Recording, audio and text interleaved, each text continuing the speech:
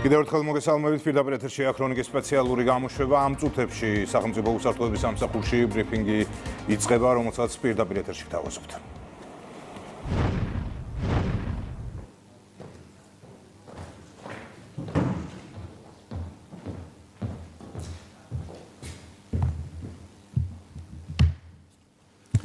გამარჯობა, მოგესალმებით.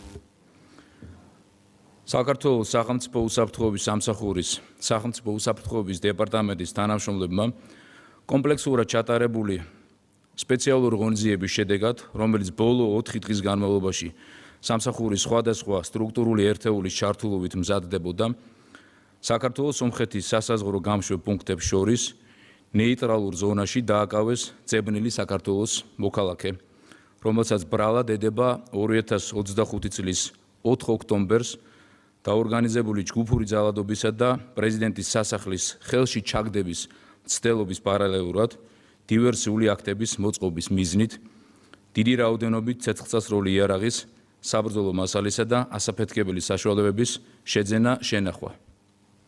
შეგახსენებთ, რომ გასული წლის 4 ოქტომბერს სახელმწიფო უსაფრთხოების სამსახურის თანამშრომლებმა თბილისის მახლობლად ტყის მასივში სპეციალურ სამალავში აღმოაჩინეს გადამალული ცეცხლსასროლი იარაღი, საბრძოლო მასალა და ასაფეთქებელი ნივთიერებები დეტონატორით. გამოძიებით დადგენილია, რომ უკრაინაში მოქმედი ერთ-ერთი სამხედრო დანაყოფის ქართველი წარმომადგენლის მითითებით დაკავებულს შეძენილი ჰქონდა ზემოთხსენებული საბრძოლო მასალა, რომლითაც 4 ოქტომბრის არეულობის ორგანიზატორებს საჭიროების შემთხვევაში დივერსია უნდა მოეწყოთ.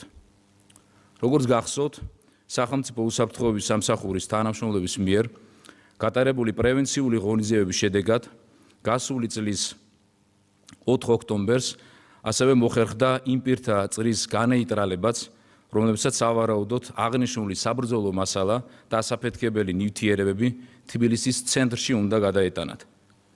დაკავებულს ბრალი საქართველოს სისხლის სამართლის კოდექსის 226 მუხლის მესამე ნაწილით გასული წლის 6 ოქტომბერს დაუსწრებლად წარედგინა. მეორე დღეს თბილისის საქალაქო სასამართლომ მის მიმართ აქვედი ღონისძიების სახით პატიმრობა გამოიყენა, ხოლო 8 ოქტომბერს პროკურორის დადგენილების საფუძველზე მის მიმართ გამოცხადდა ძებნა. გარდა აღნიშნული კვალიფიკაციისა, გამოძიება მუშაობს დამატებითი მტკიცებულებების მოპოვებაზე დივერსიული აქტის თუ საზღვრის უკანონო კვეთის მომზადების მიმართულებით. ასევე გამოძიება მუშაობს დაკავებული პირისა და მისთვის დანაშაულებრივი დავალებების მიმცემი პირების კონტაქტების დადგენაზე ბაჩანა ახალაიასთან, პაატა ბურჭულაძესთან და 2025 წლის 4 ოქტომბრის დანაშაულის ორგანიზებაში ჩართულ სხვა პირებთან. მადლობა ყურადღებისთვის.